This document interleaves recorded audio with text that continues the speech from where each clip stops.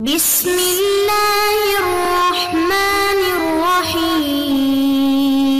اعوذ باللہ السمیع العلیم من الشیطان الرجیم بسم اللہ الرحمن الرحیم ربنا آتنا فی الدنیا حسنۃ وفی الآخرۃ حسنۃ وقنا عذاب النار۔ عزیز طلبہ السلام علیکم ورحمۃ اللہ وبرکاتہ۔ اصول الکافی سبق 54 میں کتاب العقل والجہل کا 19واں حصہ ذکر ہونے والا ہے۔ سب سے پہلے خلاصہ جات کو دیکھ لیتے ہیں۔ گزشتہ سبق میں ہم نے کتاب العقل والجہل کی 12ویں حدیث کا تیسرا حصہ ذکر کیا تھا، توحید باری تعالیٰ کے دلائل اور براہین ذات باری تعالیٰ کی تنقید ذکر ہوئی تھی۔ اس درس میں اس حدیث کا چوتھا حصہ ذکر ہوگا، توحید باری تعالیٰ کے دلائل اور ان کا کچھ تتمہ موجود ہے۔ خلقت زمین اور دن رات کی آمد و رفت کے ذریعے استدلال کی وضاحت کی جائے گی۔ یہ وہ متن ہے جس کے بارے میں گفتگو جاری ہے۔ فرمایا وَدَلَّهُمْ عَلَى رُبُوبِيَّتِهِ بِالْأَدِلَّةِ کہ اللہ تعالی نے اپنی ربوبیت کو دلیلوں کے ساتھ رہنمائی کی ہے عقل والوں کو۔ یہ دعویٰ ہے توحید کا اور یہ آیت کے ذریعے استدلال پیش کیا گیا ہے، اس کی وضاحت ہو رہی ہے۔ اس آیت کے اندر ذات باری تعالیٰ کی آیات اور نشانیوں کو سمجھنے کے لیے مختلف علوم اور معارف سے مدد لی جا سکتی ہے، جن کے بارے میں پہلے ذکر ہو چکا ہے۔ علامہ ملا صدرہ کے نزدیک افلاک عالم کی خلقت سے وجود باری تعالیٰ کے جو براہین تھے، پہلا برہان ہم نے ذکر کیا تھا افلاک عالم و اجرام سماویہ کا امکان اور افتقار ذاتی دلیل ہے کہ ان کا ایک خالق اور مالک ہے جو واجب الوجود ہے، وہ کسی کا محتاج نہیں ہے۔ ان کا دوسرا جو برہان ہے وہ افلاک و اجرام سماویہ کی حرکت کی غایت اور ہدف کے متعلق ہے۔ یہ سابقہ درس کا تتمہ ہے جو اس درس میں بیان ہو جائے گا تفصیل کے ساتھ۔ تیسرا ان کا برہان ہے اجرام سماویہ و افلاک کی حرکات کا مبدأ ضروری ہے، اور اجسام سماویہ کی حرکت جوہری سے انہوں نے استدلال کیا ہے۔ یہ ان کا ابتکاری نظریہ ہے، تو ان کو بعد میں ہم تفصیل کے ساتھ بیان کرتے ہیں۔ علامہ ملا صدرہ شیرازی اپنے برہان دوم میں اس چیز پہ مرتکز ہوتے ہیں کہ اتنے بڑے نظام میں ان موجودات فلکی کی یہ حرکت اس کی غایت اور ہدف کیا ہے، کیونکہ یہ اتنا بڑا نظام ہے اور یہ سارے موجودات فلکی اتنی بڑی حرکات انجام دے رہے ہیں، تو ان کی کوئی چھوٹی ہدف اور غرض نہیں ہو سکتی، بلکہ ان کی غرض اور ہدف اپنے خالق اور مالک اور مدبر کے امر کی اطاعت ہو سکتا ہے، جیسا کہ خداوند کریم نے انسانوں کے بارے میں فرمایا ہے ما خلقکم ولا بعثکم الا کنفس واحدہ کہ جتنے بھی موجودات ہیں انسان ہیں، ان کی خلقت اور بعث ایسے ہے جیسے ایک نفس کی خلقت ہو، تو ان کی خلقت کا مقصد ایک ہے۔ تو یہ تمام موجودات فلکی جو حرکت کر رہے ہیں، تو ان کی حرکت کا ہدف اور مقصد کوئی چھوٹی چیز نہیں ہو سکتی، بلکہ یہ اپنے خالق اور مالک کا شوق رکھتے ہوئے اور اس کی اطاعت میں حرکت کر رہے ہیں۔ تو اس کے لیے جو مختلف دعوے ہیں انہوں نے بعد میں ان کی وضاحت فرمائی ہے۔ علامہ نے اپنے اس برہان دوم میں پہلا دعویٰ یہ بیان فرمایا ہے کہ یہ سب متحرک بالارادہ ہیں۔ انہوں نے اپنے مخصوص انداز سے اس کو بیان کیا ہے۔ اگر ہم اس کو قرآنی نگاہ سے بیان کریں تو آسان ہو جائے گا۔ سورہ اسراء آیت نمبر 44 میں ہے تسبح لہ السماوات السبع والارض ومن فیہن وان من شیء الا یسبح بحمدہ ولکن لا تفقہون تسبیحہم۔ اسی کے بارے میں شاعر نے کہا ہے گر تو را از غیب چشمی باز شد با تو ذرات جہاں ہمراز شد، نطق آب و نطق خاک و نطق گل ہست محسوس حواس اہل دل، جملہ ذرات در عالم نہاں با تو می گویند روزان و شباں، ما سمیعیم و بصیر و باہوشیم با شما نامحرمان ما خاموشیم، از جمادی سوی جان جان شوید غلغل اجزائے عالم بشنوید، فاش تسبیح جمادات آیدت وسوسائی تعویل ہا بزدایت۔ خلاصہ یہ ہے کہ یہ جو موجودات عالم ہیں ان میں ایک ارادہ اور شعور پایا جاتا ہے، ان کو سمجھنے کے لیے دل اور عقل کی بصیرت ضروری ہے۔ پہلا ان کا دعویٰ یہ ہے کہ یہ موجودات فلکی دوسرے موجودات موجودات کی طرح ایک قصد اور ارادہ اور شعور رکھتے ہیں، اور ان کا دوسرا دعویٰ یہ ہے کہ یہ جو ان کی حرکت ہے یہ حرکت غیر عقلی اور حیوانی یا شہوانی اور غضبی نہیں ہے، بلکہ یہ ایک منظم حرکت ہے اور نپی تلی حرکت ہے جو عقلی بنیادوں پر ہو سکتی ہے۔ اور اس برہان کا تیسرا دعویٰ بھی عرفانی ہے کہ یہ جو حرکت ہے کسی گھٹیا مقصد کے لیے نہیں ہو سکتی، بلکہ اتنے بڑے موجودات کی اتنی منظم حرکت ایک عالی مقصد کے لیے ہے اور اپنے خالق اور مالک کی اطاعت کے لیے ہو سکتی ہے۔ پس اس دلیل کا چوتھا دعویٰ یہ ہو گیا کہ یہ حرکات جو ارادی اور عقلائی ہیں یہ اپنے معبود اور خالق کے شوق میں ہیں اور ایک بلند مقصد کے لیے قرار پائی ہیں۔ پس اس دلیل کا خلاصہ یہ ہو گیا کہ ان کی جو حرکات ہیں وہ ایک کمال کی طلب کے لیے ہیں اور مدبر و خالق کی اطاعت کے اندر قرار پاتی ہیں۔ پس جناب ملا صدرہ شیرازی نے ان کی حرکات کو ایک عقلائی اور ارادی حرکات قرار دیا ہے اور بلند ہدف کے لیے منظم طور پر اور اطاعت باری تعالی میں قرار دیا ہے۔ اس بیان میں جناب ملا صدرہ شیرازی برہان سیوم ذکر کرتے ہیں، وہ یہ ہے کہ ان اجرام فلکیہ کی جو حرکت ہے اس کے مبدأ کے لحاظ سے غور کریں، ان کا مبدأ خود ان کا وجود نہیں ہو سکتا، کیونکہ یہ ممکن الوجود ہیں، جیسے یہ اپنے وجود میں محتاج ہیں اسی طرح اپنی صفت میں اور حرکت میں بھی محتاج ہیں، وَإِلَّا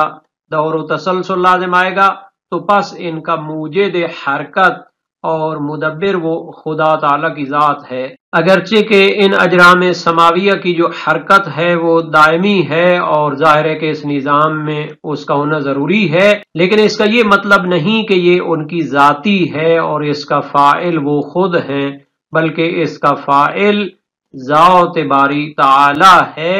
وَأَوْحَى فِي كُلِّ سَمَاءٍ أَمْرَهَا سورہ فصلت آیت نمبر 12 میں ہے کہ اللہ تعالیٰ نے ہر آسمان کو اس کے امر کی وحی کی ہے۔ وہ جو حرکات اور افعال انجام دے رہے ہیں یہ الہی امر کے تحت ہیں۔ علامہ ملا صدرہ شیرازی نے جو چوتھا برہان پیش کیا ہے یہ ان کے ابتکارات میں سے ہے۔ یہاں پر بھی فرماتے ہیں البرہان الرابع وہو مما افادنا اللہ بالہامہ، یہ اللہ تعالی نے ہمیں الہام فرمایا ہے اور یہ حرکت جوہری کا نظریہ ہے۔ ایک تو یہ تمام موجودات کی خارجی حرکت ہے، ایک ان کے جوہر وجود کے اندر ان کا ذرہ ذرہ حرکت میں ہے اور کمال کی طرف جا رہا ہے۔ فرمایا کہ یہ جو مقدمہ ہے اس کو ہم نے مختلف براہین کے ذریعے ذکر کیا ہے اپنی تفصیلی کتابوں میں، اور خصوصاً اسفار اربع میں اس کی تفصیل موجود ہے، تو اس پر شواہد قرآنی بھی موجود ہیں۔ سورہ قاف کی آیت ذکر کی ہے بل ہم فی لبس من خلق جدید، کہ یہ جتنے بھی موجودات ہیں ایک خلقت جدید اور کمال جدید کی طرف جا رہے ہیں۔ دوسری آیت ہے سورہ رحمان کی یسألہ من فی السماوات والارض کل یوم ہو فی شأن، تو یہ بھی اسی کے لیے ایک شاہد قرار دیا ہے، اور سورہ نمل کی آیت سے بھی استدلال کیا ہے وَتَرَى الْجِبَالَ تَحْسَبُهَا جَامِدَةً وَهِيَ تَمُرُّ مَرَّ السَّحَابِ صُنْعَ اللَّهِ الَّذِي أَتْقَنَ كُلَّ شَيْءٍ۔ تو یہ مختلف شواہد ہیں جن کی تفصیلی کتابوں میں ذکر کیا گیا ہے۔ خلاصہ یہ ہے کہ تمام اجرام فلکی اپنے جوہر وجود کے ساتھ ان کا ذرہ ذرہ حرکت میں ہے اور کمال کی طرف جا رہا ہے، تو ان کی وجود میں جو حرکت ہے اس کا محرک اللہ تعالی کی ذات ہے۔ یہ اسی نظریہ حرکت جوہری کے متعلق اشکالات کا جواب پیش کیا ہے، اور مزید اس کے متعلق فرمایا ہے کہ اس کی تفصیل کے لیے دیگر کتابوں سے بھی رجوع کرنا چاہیے، چونکہ نیا نظریہ ہے تو اس کے متعلق گفتگو طویل ہے، اور یہ بھی ان کی عبارت کا تتمہ ذکر ہے، اس کو بھی تفصیل کے لیے رجوع کیا جائے۔ جہاں تک اس آیت میں دوسری نشانی کا تعلق ہے تو وہ زمین کی خلقت ہے، تو اس کے حوالے سے تفصیلی گفتگو موجود ہے مختلف علوم میں، اس پر تفصیلی تحقیقات ہو چکی ہیں۔ زمین کی خلقت میں یہ نشانی ہے کہ اللہ تعالیٰ نے اس کو فراش قرار دیا ہے اور انسانوں کے لیے منبع غذا قرار دیا ہے اور اس میں چلنے کے لیے راہیں قرار دی ہیں، جیسا کہ فرمایا والارض فرشناها فنعم الماہدون، اور دوسری جگہ فرمایا الذی جعل لکم الارض فراشا، ہم وہ خدا کہ جس نے زمین کو اوڑھنا بچھونا قرار دیا ہے۔ اور اسی طرح فرمایا الم نجعل الارض کفاتا احیاء و امواتا، جس طرح اس کی پشت پہ انسان چلتا ہے اسی طرح مرنے کے بعد بھی اس میں جا کے سوتا ہے۔ اسی طرح اس زمین کے حوالے سے فرماتے ہیں فَمِنَ الْآيَاتِ قِسْمَتُهَا إِلَى الْأَقَالِيمِ السَّبْعَةِ بِحَسَبِ نِسَبِ مَوَاضِعِهَا الْمُخْتَلِفَةِ إِلَى مَدَارِ الشَّمْسِ وَاخْتِلَافِ أَمْزِجَةِ سُكَّانِهَا وَأَحْوَالِهِمْ وَأَلْوَانِهِمْ وَمَكَاسِبِهِمْ وَأَخْلَاقِهِمْ عَلَى حَسَبِ اخْتِلَافِ تِلْكَ الْمَوَاضِعِ، کہ اللہ تعالیٰ نے اس کو 7 حصوں میں تقسیم کیا ہے اور اس کے رہنے والوں کے مزاج احوال مختلف ہیں۔ اور وَمِنَ الْآيَاتِ انْكِشَافُ الرُّبْعِ الْمَعْمُورِ مَعَ أَنَّ مِنْ طَبِيعَةِ الْمَاءِ الْإِحَاطَةِ بِهَا، اسی طرح اللہ تعالیٰ نے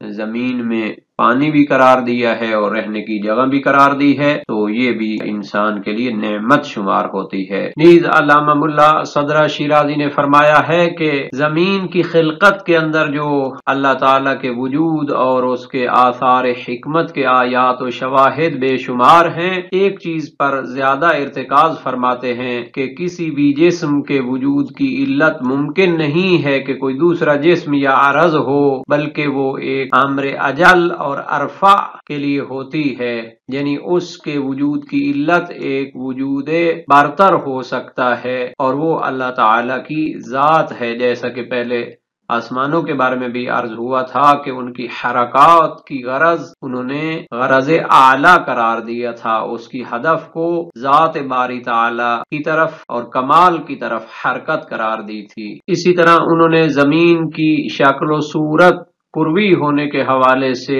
بھی جو مسالے ہیں ان کی وضاحت فرمائی ہے، ان کو دیکھا جا سکتا ہے۔ پھر انہوں نے زمین کی خلقت کے حوالے سے یہ وضاحت بھی فرمائی ہے کہ اس کو اللہ تعالیٰ نے اس طرح بنایا ہے کہ جاندار اس سے استفادہ کر سکتے ہیں اور اس میں ہر قسم کے امکانات ان کے لیے مہیا کیے گئے ہیں، اور پھر آیات سے شواہد بھی بیان کیے ہیں۔ سورہ رعد کی آیت ہے فی الارض قطع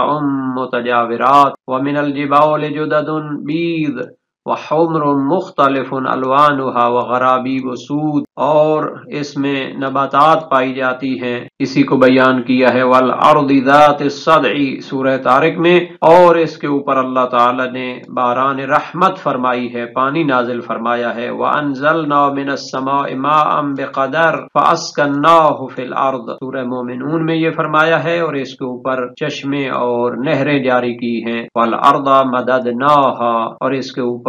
انگوری کو پیدا کیا ہے، سبزے اور چارے کو پیدا کیا ہے، ایک مرتبہ بہار میں یہ زندہ ہو جاتی ہے اور خزاں میں یہ گویا کہ مردہ ہو جاتی ہے۔ سورہ یاسین کی آیت ہے وَآیَةٌ لَهُمُ الْأَرْضُ الْمَيْتَةُ أَحْيَيْنَاهَا وَأَخْرَجْنَا مِنْهَا حَبًّا فَمِنْهُ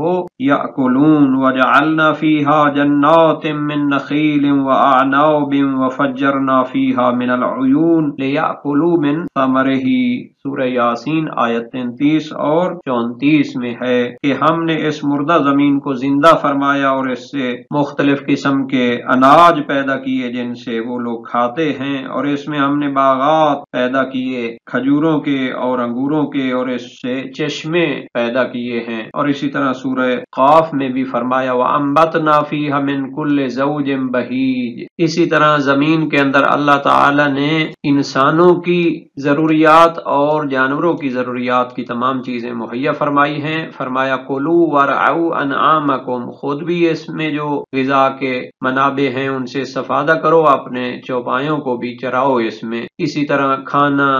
اور دوائیاں اور فواکہ پھل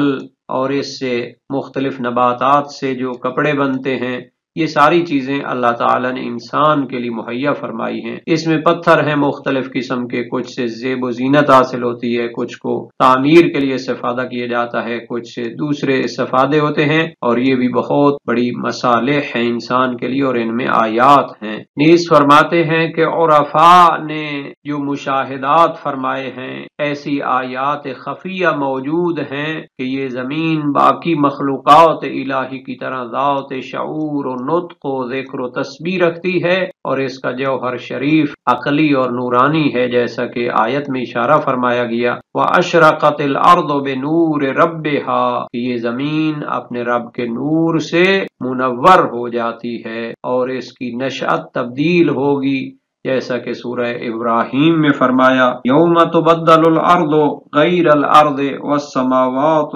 وبرزوا للہ الواحد القہار۔ تو یہ سب آیات الہی ہیں زمین کی خلقت میں، اور ان کی تفصیلات مختلف علوم میں موجود ہیں۔ جو لوگ بھی اس میں پائی جانے والی آیات کے اندر غور کریں گے تو اس کے خالق و مالک اور مدبر علیم اور مقدر حکیم پر ان کا ایمان پختہ ہو جائے گا۔ اس طرح جناب ملا صالح مازندرانی بھی فرماتے ہیں کہ جب آیت توحید نازل ہوئی تو مشرکین مکہ جو 360 بتوں کے پجاری تھے تو وہ تعجب کرنے لگے اور اس کی آیت اور نشانی مانگنے لگے، تو یہ آیت نازل ہوئی جس میں آسمانوں کی خلقت کو بیان کیا گیا، نیز انہوں نے زمین کی خلقت کے اندر جو نشانیاں اور آیات پائی جاتی ہیں ان کی بھی تفصیل بیان کی ہے۔ آج کے درس کا خلاصہ دیکھ لیتے ہیں۔ اس میں کتاب عقل کی 12ویں حدیث کا چوتھا حصہ بیان ہوا ہے، توحید باری تعالی کے دلائل و براہین اور خلقت زمین سے استدلال کی وضاحت کی گئی ہے۔ اس درس کے حوالے سے تمرینی سوالات بھی دیکھ لیتے ہیں۔ خدا تعالی سے دعا کرتے ہیں کہ قرآن اور سنت کو سمجھنے اور اس پر عمل کرنے کی توفیق عطا فرمائے۔ ملتے ہیں ایک اور درس کے ساتھ۔